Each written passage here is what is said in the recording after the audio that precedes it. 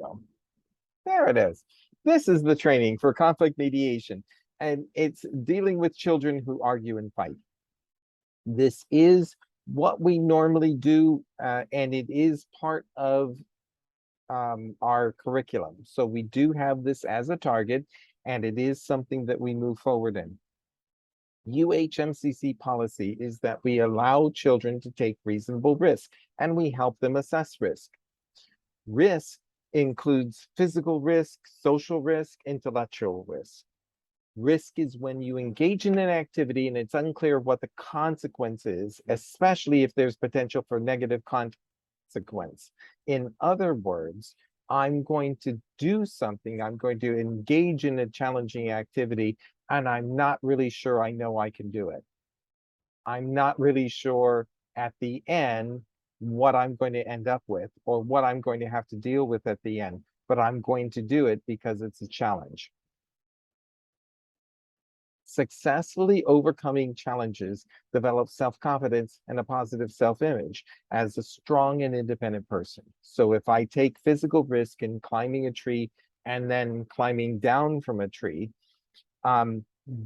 that makes me feel empowered. And then I'm going to more likely take social risk in putting myself out there and trying to engage in with a group that I've been interested in, or with a person that I'm interested in joining with, or I'm going to take intellectual risk and I'm going to try drawing that heart or that butterfly by myself instead of having somebody else do it for me.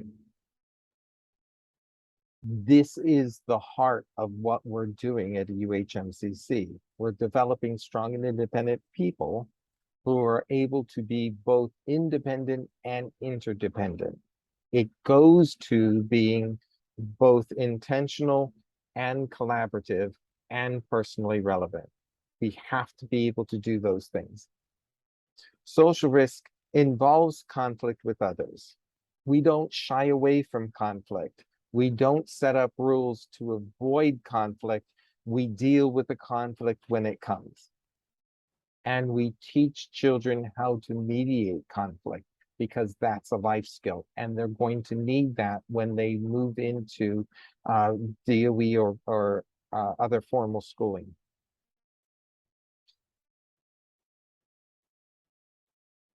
Working through conflict with mutual respect and active listening reduces reliances on biases and stereotypes as a way to understand our community. So you are listening to people from the perspective of humanness, not from the perspective of this person who is always doing this to me or always doing that to me. We're rising above that. Our conflict mediation program describes how we support early childhood learners in developing these skills and concepts. So the goal is to teach them specific skills and concepts so that they can internalize that and become more independent and more self-reliant. We need to be able to work through a disagreement using constructive discussion and negotiation, stepping away from blaming and accusing. Each person describes their own side of the story. So to start with, you're going to move whoever's involved in the conflict together, and one person is going to describe what happened. We're going to ask them to focus on the facts, and we're going to rephrase away from blame. As each side completes their narrative, the other person or the group then reflects back what they heard. This is active listening. This means what I understand is this, and then the other person can confirm that or can make corrections, and then everybody moves forward with a clear understanding. Once one side describes what happened and that's reflected back or summarized, then the other side does that, and you go back and forth. When you do that, you often find out that both people involved had some contribution. Some points they were victims, some points they were aggressors. everybody has a shared blame if you need to blame something, but everybody contributed it to the conflict. So you're sorting all of that out. At the end of that, then you're building toward consensus. So you're trying to understand what went on and then what you need to do to be able to move forward. The solution must be mutually respectful and it must be agreed on by both or all people. When you get it, so the resolution or the agreement, so that everybody agrees and then they're going to move forward, then that resolution goes to the community. The community is responsible then for making sure that everything moves forward appropriately. As an adult, you're keeping the individuals focused on the facts. So you're helping as the children describe what happened. You're rephrasing, reframing so that they can focus on the facts and they move away from the blaming. The adult models appropriate phrases and words to provide structure because children are still learning their language and they're still learning how to speak to each other. So we're going to model that. And then we're going to summarize issues so that everybody can understand what's going on and engage effectively. Sometimes we have to model that. Some children are really great at that, and others really need help and support in understanding how to do that. The adult may propose a number of ideas or solutions and as part of the negotiation at the end. But the focus has to be on the child and the responsibility has to be maintained on the child. So instead of one solution, you may propose 2 or 3 solutions and have them decide. That still maintains the power within the child. If you dictate what the solution is going to be, you're going to move the focus away from the children and the responsibility of the resolution from the children to the adult. And it's the community then doesn't have a responsibility for it, then it's the adult that has to maintain what's going on. We're going to ask you to suspend judgment because sometimes things aren't what they seem initially. And as everybody starts to describe what's going on, you can get a clearer picture of what's going on. When you try to speed things up, you're going to shift the focus to time and not to the people involved or the conflict that's involved. It now becomes a game against the clock instead of coming up with authentic solutions. You also short-circuit children's thought processes. Sometimes they need to be able to cycle through or spiral down to get to what the core issue is or core problem is. So you have to give them the time to be able to do that. They're still developing some of their thought processes. So we're allowing for that. And then you're going to, if you're focusing on how much time you have and what comes next and what you have to do in order to get the lunches set up or whatever it is that's going on, then you're not listening to the messages. And you're not being as effective as you could be, and you're not modeling for the child how to handle this situation. We use iMessages. And an iMessage is a language script, and it's just designed to organize your thoughts. We are not asking children to do this consistently, and this is the only way to do it. We're giving them this as a suggestion, and quite frankly, it's a little awkward. It's not structured the way that we normally speak. The reason for that is because we're simply trying to get them to organize their thoughts and suggest what's going on. When they internalize it, then they adjust it to suit their speaking style. That's ultimately what we want. We want the purpose behind the iMessage, not the iMessage itself. iMessages come in 3 parts. The first part is defining the issue. When you do this, when you hit me, when you say these words, I feel this. It's not a blame statement. It's an impact statement. I feel this when this happens. When you do this, this is my reaction. This is what occurs. And I have a good example of this later on. It is important not to have blame as part of this. You make me feel. That's not true. I'm choosing that feeling. I'm choosing how I'm responding to you.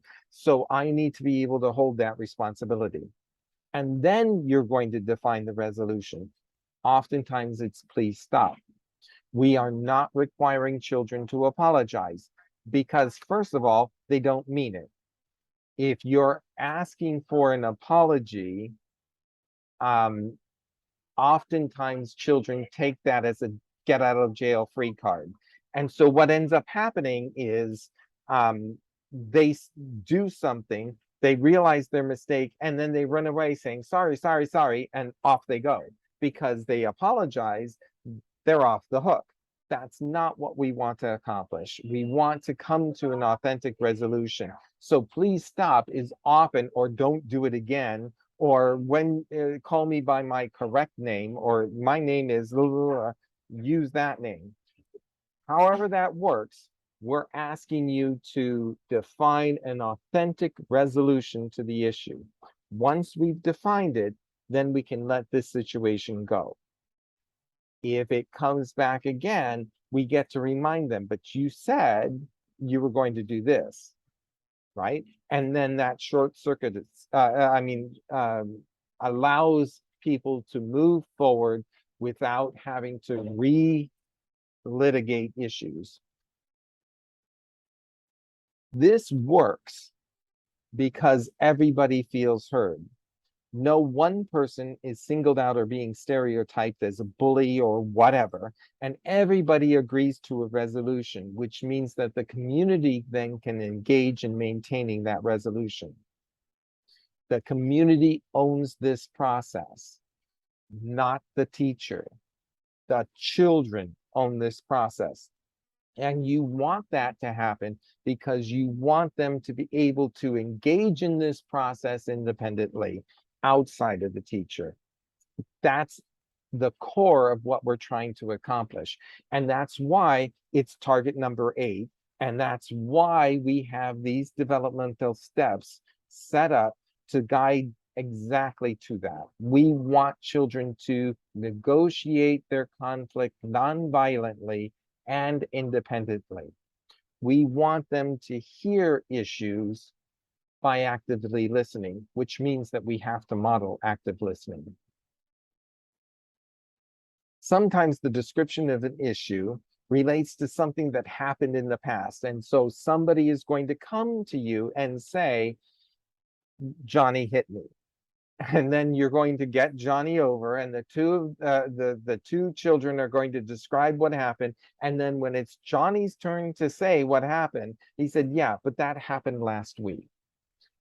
And you can say, oh, that happened last week. What did you agree to do? He said, not do it again. I said, great. We agreed that this wasn't going to happen again. Has it happened again? No. Great. Your words are powerful. And you held this negotiation. You held on to what you said you were going to do. Well done, and then go back. The reason why this often happens is because that first child sees Johnny playing with somebody else or playing with a truck that he wants to do. So if he can get Johnny in trouble and everybody goes to the teacher, that truck becomes available and I can do that truck. Or Johnny's attention then gets focused on me, which is what I wanted all along. And then we'll be able to go back and do something. So what we do is excuse Johnny first because he wasn't involved in anything nefarious, and let him get settled. Then we're going to excuse the second person. And then we're going to wait a little bit so that everything settles down and we can figure out what's going on. And then we're going to call that first person back and say, hey, What's going on? What were you trying to accomplish? And a lot of times they don't know. So you can reframe things and you can say, well, maybe you wanted just to play with Johnny. If you wanted to play with Johnny, what else could you have done? How could you have spoken to Johnny instead of accusing him of doing something that he didn't do? Right? You're helping them understand what social skills need to be developed in order to accomplish a goal without having to resort to artificial accusations or other things to negatively try and accomplish what your goal is. So we're setting this up because we know that social skills are complex and that children need to figure out or engage and internalize in appropriate social skills. Once we can get those things done for them, they will be far more successful as they move through school. And they'll be able then to use their peers to help them understand the learning that's going on in the classroom.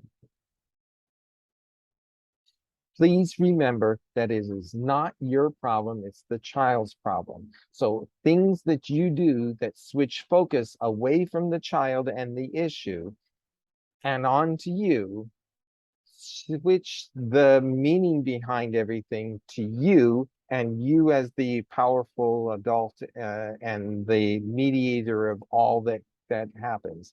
So you become the king or the queen of the classroom instead of allowing the children to figure things out for themselves and be able to independently resolve things. When you solve a conflict for a child, you shift the ownership to you. And therefore, you are the one that has to maintain the agreements that occur, and you have to monitor everything that's going on. If you can take the time to go through this process up front, in the end, children are going to self-monitor and they're going to monitor each other instead of you having to step in. They'll be able to do that on their own. When you set rules to avoid conflict, you set an unrealistic, inauthentic world. So you're robbing children of an opportunity to leave, to learn, and you're not helping them deal with real world issues. And ultimately, we want to get to real world issues. I wanted to give you an example in real world of what we're doing here.